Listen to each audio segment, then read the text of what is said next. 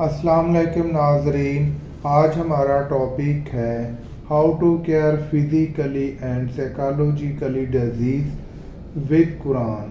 जिस्मानी नफ्सियाती बीमारियों का इलाज कुरानी आयात की रोशनी में। मज़हब इंसानी ज़िंदगी में बहुत अहम किरदार अदा करता है। इस्लाम तो दीन फितरत है और कुरान मजीद अल्लाह ताला की आखिरी किताब है जिसमें हर दौर के इंसानों की रहनुमाई के लिए तालीमात मौजूद हैं और ये मुसलमानों के लिए ज़िंदगी गुजारने का सरचश्मा हयात है।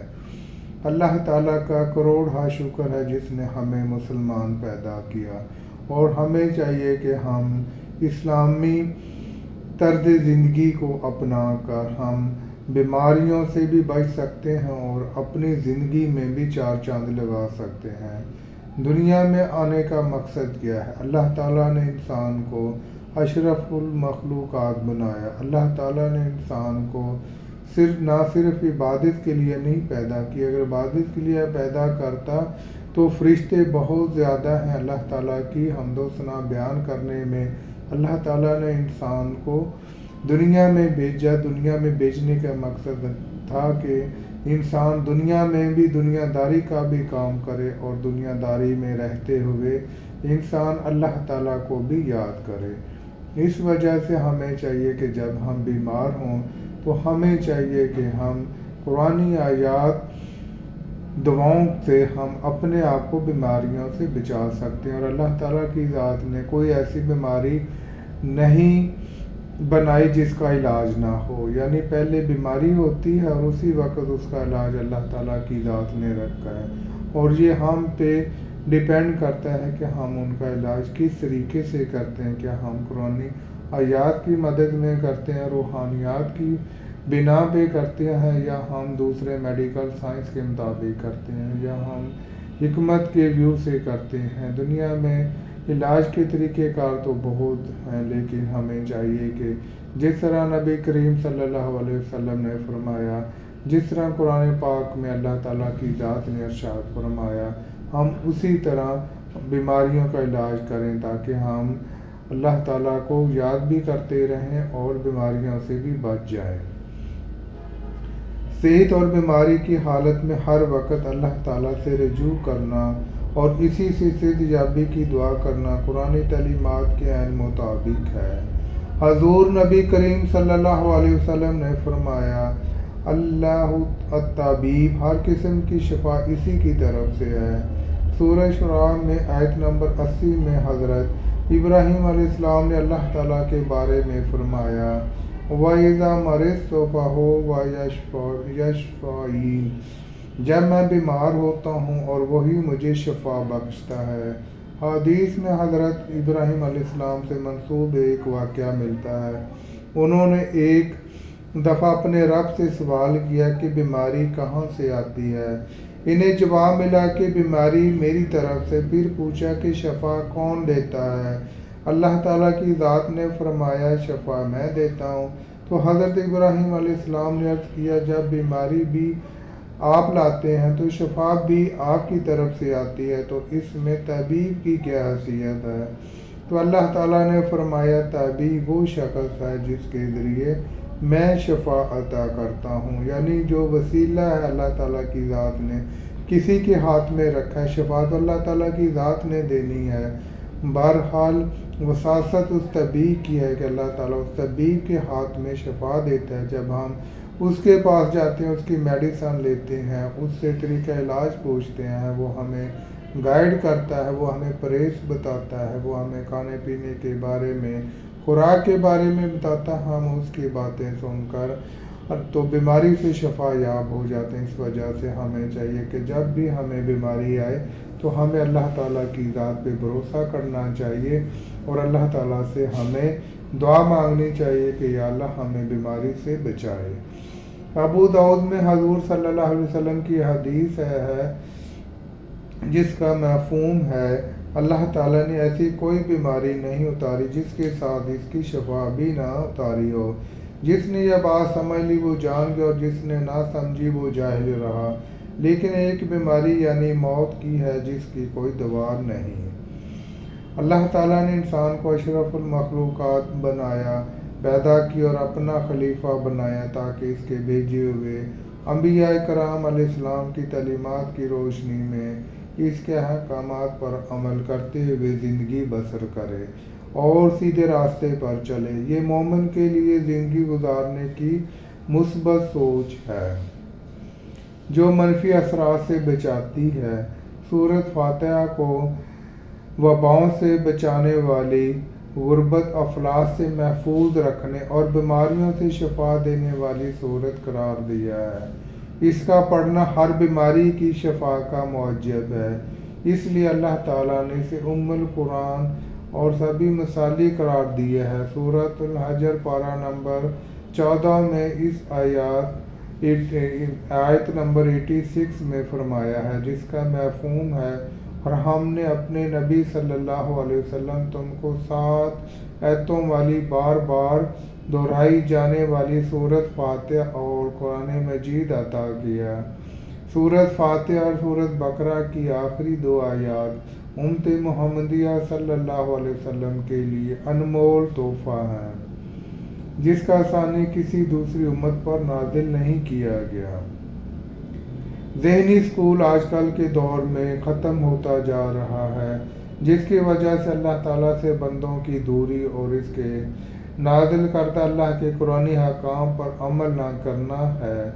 مالی حرص، لالچ، خود غرضی، نفسا نفسی بہت سی ذہنی کاوشوں کو پیدا کر رہی ہے۔ ذہنی اضطراب، ڈپریشن اور بیماری، دیگر نفسیاتی امراض بہت بڑھ گئے ہیں، جس کی وجہ سے معاشرہ تزلزل کا شکار ہو رہا ہے اور خودکشیاں حد سے بڑھ گئی ہیں۔ اس کے علاوہ قتل و غارت، لوٹ مار، خودکش حملے، مذہبی منافرت جنون کی حد تک بڑھ گئے ہیں، اور ہم مذہبی اور اخلاقی اقدار کھو چکے ہیں۔ ٹینشن اور ڈپریشن کا علاج ادویات میں نہیں، سکون اور اطمینان قلب اللہ تعالیٰ کے ذکر سے حاصل ہوتا ہے، جیسا کہ سورۃ رعد پارہ نمبر 13 اور آیات نمبر 28 میں اللہ تعالیٰ کا فرمان ہے۔ مفہوم ہے، تحقیق اللہ کے ذکر سے دلوں کو سکون ملتا ہے۔ ہر وقت اللہ کو یاد کرنے والے اور سچے دل سے اس کے بتائے ہوئے احکامات پر عمل کرنے والے یقیناً بہت سی بیماریوں سے محفوظ رہتے ہیں۔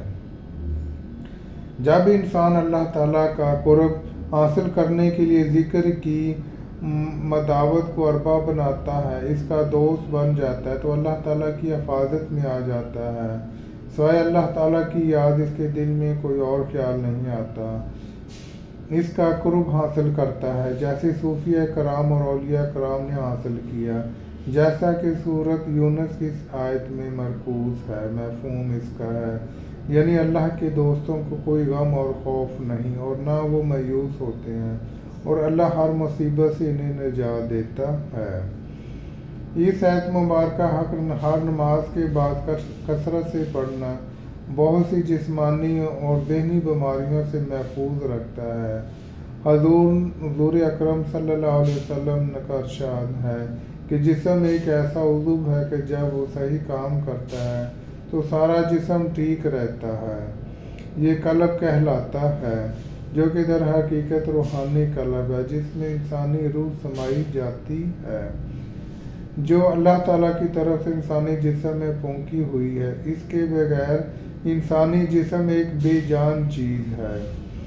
جب اس قلب پر زنگ یعنی بیماری لگ جاتی ہے تو انسانی چین بیہیویئر بدل جاتا ہے۔ امام غزالی کے مطابق انسان میں 3 درجات نفس پائے جاتے ہیں: نفس امارہ، نفس لوامہ اور نفس مطمئنہ۔ پہلے 2 شیطانی وسوسوں اور خواہشات نفس کے تابع ہو کر بیماریاں کا سبب بنتے ہیں، جبکہ نفس مطمئنہ ایسا نفس ہے جو کہ نفسیاتی خواہشات سے پاک ہے، اور یہ انسانی منزل ہونی چاہیے کہ اسے خدا کے نزدیک لے جانا۔ قرآن مجید کی سورۃ الفجر پارہ میں اللہ تعالیٰ کی ذات کا فرمان ہے، جس کا مفہوم ہے، اے نفس مطمئنہ، اپنے رب کی طرف واپس آ جا، راضی ہو کر اس کی مرضی پر اور میرے بندوں میں داخل ہو کر میری جنت میں داخل ہو جا۔ قرآن کریم اللہ تعالیٰ کی آخری کتاب ہے جو کہ حضرت محمد صلی اللہ علیہ وآلہ وسلم پر نازل ہوئی۔ حضور صلی اللہ علیہ وسلم کی نبوت کی طرح قرآن کریم قیامت تک کے لیے ہے۔ یہ نور و مومین ہے اور مومنین کے لیے ہدایت کا سرچشمہ۔ اسی مقدس کتاب میں کوئی بھی کسی بھی قسم کی تحریف نہیں کر سکتا۔ یہ لاکھوں انسانوں کے سینوں میں قرآن پاک کی شکل میں محفوظ ہے۔ اللہ تعالیٰ نے اس کی حفاظت کا خود ذمہ لیا ہے، جیسا کہ سورۃ الفجر میں اللہ تعالیٰ کا ارشاد ہے۔ مفہوم ہے اور تحقیق ہم نے یہ ذکر یعنی قرآن کریم نازل کیا اور ہم ہی اس کی حفاظت کرنے والے ہیں۔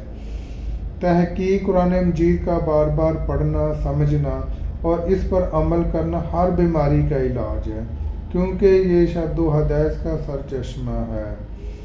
سورۃ السجدہ آیت نمبر 44 میں ارشاد باری تعالیٰ ہے۔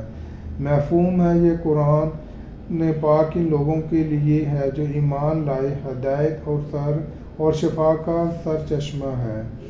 قرآنی احکامات میں معاشرتی زندگی بسر کرنے کے تمام امور لکھے ہیں۔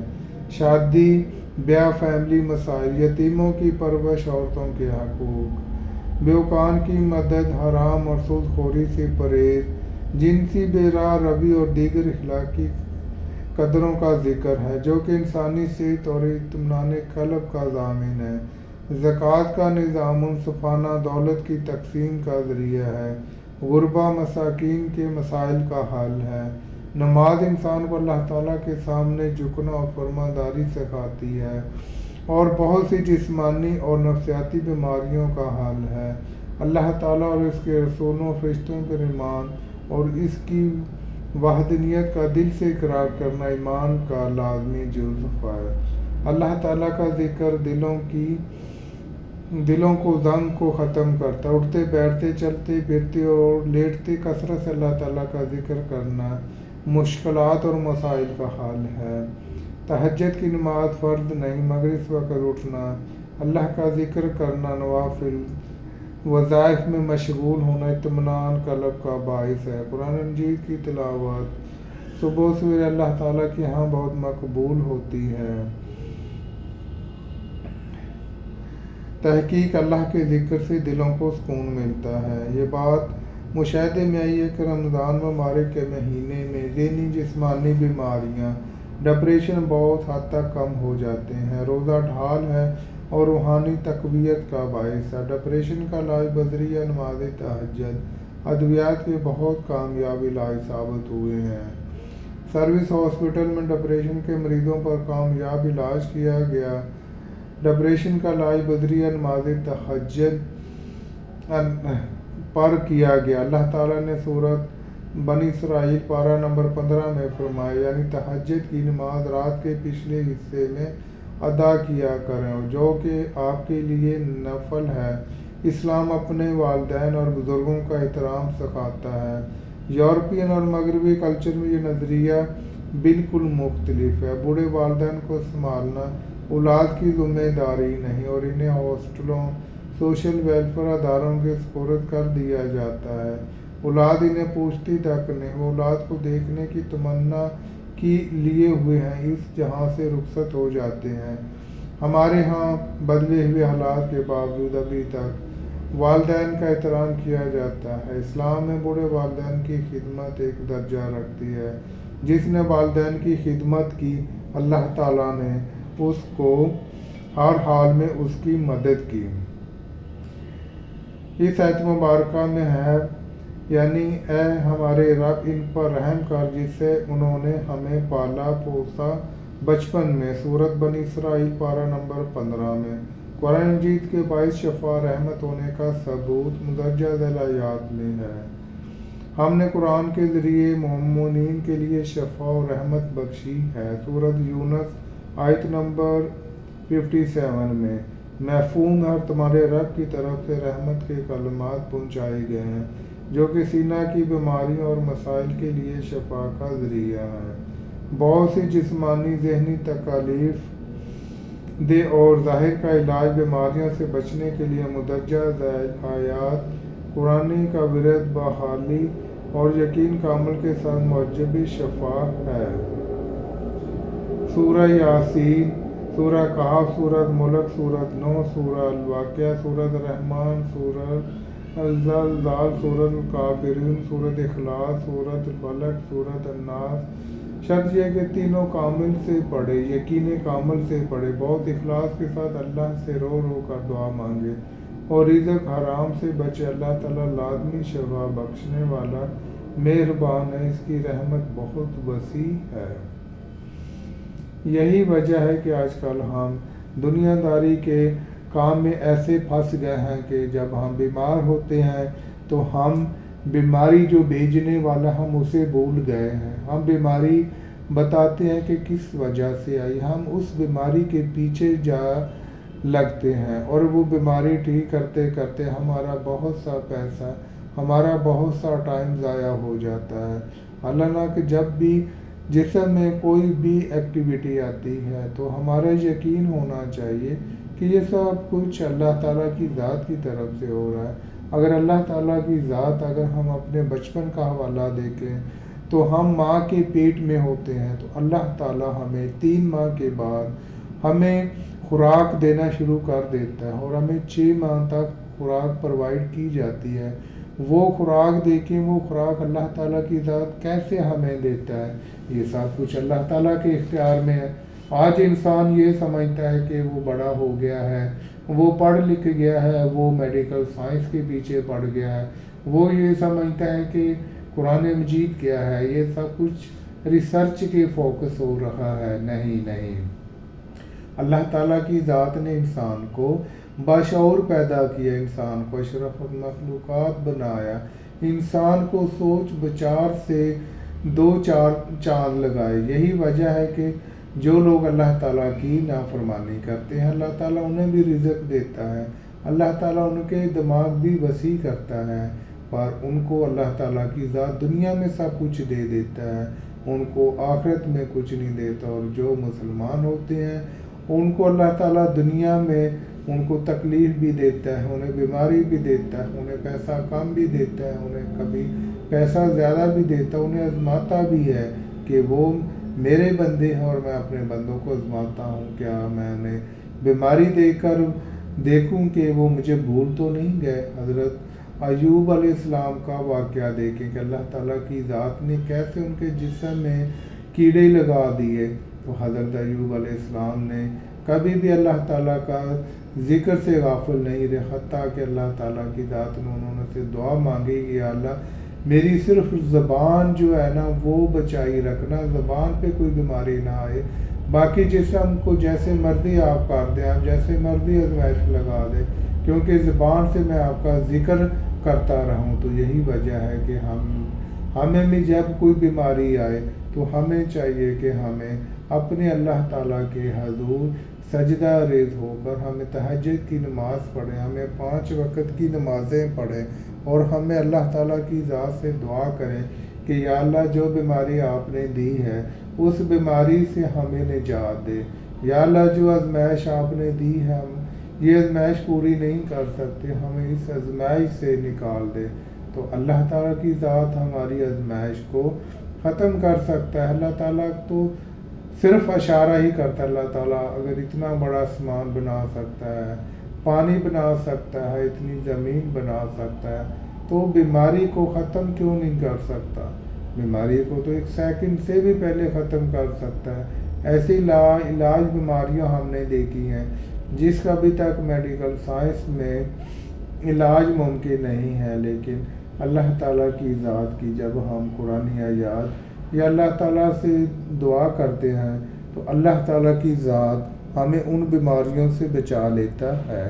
تو یہی وجہ ہے کہ آج ہم اللہ تعالیٰ کی ذات اور فرمان الہی اور نبی کریم صلی اللہ علیہ وسلم کی سنت کو بھول گئے ہیں، جس کی وجہ سے ہمیں رزق کی تنگی کا سامنا ہوتا ہے، بیماریوں کا سامنا ہوتا ہے، یعنی جب بھی موسم چینج ہوتا ہے تو ہمیں کسی نہ کسی بیماری کا خطرہ ہوتا ہے ہم اس بیماری میں نہ لگ جائیں۔ یہی وجہ ہے کہ آج کل نئی نئی بیماریاں پیدا ہو رہی ہیں، حالانکہ اس سے پہلے اتنی خطرناک بیماریاں نہیں تھیں جتنی آج بیماریاں خطرناک ہو گئی ہیں۔ تو اس وجہ سے ہمیں چاہیے کہ ہمیں اپنے اللہ تعالیٰ سے دعا کریں اور اللہ تعالیٰ سے ہر وقت بیماریوں سے نجات ہونے کی دعا کرتے رہیں۔ یعنی جو کچھ تمہارے پاس اور یعنی جو مال اولاد اور خود تمہاری زندگی ختم ہونے والی اللہ تعالیٰ کے پاس ہے اور وہ ہمیشہ باقی رہنے والا۔ اس میں بندے کی کوئی فانی زندگی اور حق تعالیٰ کی ہدایت اور آخرت میں نعمتوں کی ادائیگی کا ذکر ہے۔ اس آیت مبارکہ کا رد مال و دولت اولاد کی بے سیاتی اپنی کم آئیگی کی یاد دلاتا ہے، خیال کے حقیقی کی محبت اور فانی اللہ کا جذبہ پیدا کرتا ہے اور بیماری کا شعور ختم کر دیتا ہے۔ ان آیات کو پاک صاف ہو کر ان کا ورد کرنا چاہیے، ان کو پڑھنا چاہیے اور اللہ تعالیٰ سے دعا مانگنی چاہیے۔ انشاءاللہ تمام مصائب تکالیف سے نجات ملتی ہے۔ سورۃ بنی اسرائیل کے آخر میں آیت مبارکہ ہے جس کا مفہوم ہے، اور ہم نے اس قرآن پاک کو حق اور سچائی کے ساتھ نازل کیا۔ حق اور سچائی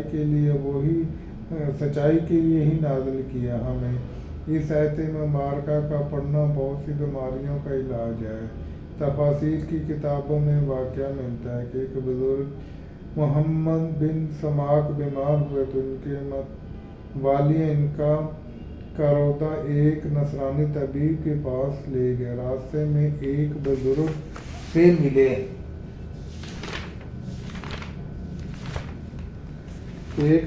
سے ملے، نہایت خوش لباس، ان کے جسم سے پاکیزہ خوشبو آ رہی تھی۔ انہوں نے کہا کہاں جاتے ہو؟ لوگوں نے کہا ابن سماک بیمار ہیں، ان کا فلاں طبیب کے پاس لے جا رہے ہیں۔ انہوں نے فرمایا سبحان اللہ، اللہ تعالیٰ کے ولی کے لیے خدا کے دشمن سے مدد چاہتے ہو اور کارود پھینکو اور واپس جاؤ۔ ان سے کہو کہ مقام درد پر ہاتھ رکھ کر اس آیت مقدسہ کو پڑھے، اللہ تعالیٰ شفا بخشے گا۔ ان عزیزوں نے واپس آ کر محمد بن سماک سے یہ واقعہ بیان کیا۔ انہوں نے مقام درد پر ہاتھ رکھ کر یہ آیت مبارکہ پڑھی تو فوراً آرام آ گیا اور صحت یاب ہو گئے۔ محمد بن سماک نے فرمایا وہ بزرگ حضرت خضر علیہ السلام تھے۔ آخر میں اللہ تعالیٰ کی اسماء ہستی کا ذکر کروں جو کہ 99 پاک نام سے اللہ تعالیٰ کی بابرکت اور پاک ناموں میں شفا ہے۔ ان ناموں میں ایک اسم اعظم ہے جو کہ اللہ تعالیٰ نے پوشیدہ رکھا ہے۔ اس اسماء حسنہ کا ورد کرنے والا ہر بیماری سے محفوظ رہتا ہے، بشرطیکہ اخلاص اور خشوع و خضوع سے پڑھے اور خود بندہ متقی اور پرہیزگار ہو اور رزق حلال کھانے والا ہو۔ اللہ تعالیٰ سے دعا ہے کہ ہمیں ان آیات سمیت پورا قرآن باقاعدہ پڑھنے، سمجھنے اور اس پر عمل کرنے کی توفیق دے، آمین۔ ہمیں چاہیے کہ ہم اپنی زندگی میں ایسے اچھے کام کریں، خود کے لیے، اپنی فیملی کے لیے اور دوسروں کے لیے۔ یعنی جب بھی ہمیں کوئی موقع ملے تو ہمیں اپنے پڑوس میں اپنے دوستوں کو اچھی باتیں بتائیں اور قرآن پاک اور نماز کے بارے میں بتائیں کہ آپ نماز پڑھیں، قرآن پاک پڑھیں، کیونکہ جب ہم قرآن پاک پڑھتے ہیں تو ہمارے دل کو سکون ہوتا ہے۔ جب ہمارے دل کو سکون ہوتا ہے تو ہم کئی بیماریوں سے محفوظ رہتے ہیں۔ اس وجہ سے ہمیں چاہیے کہ ہم صبح و شام اللہ تعالیٰ کا ذکر کرتے رہیں۔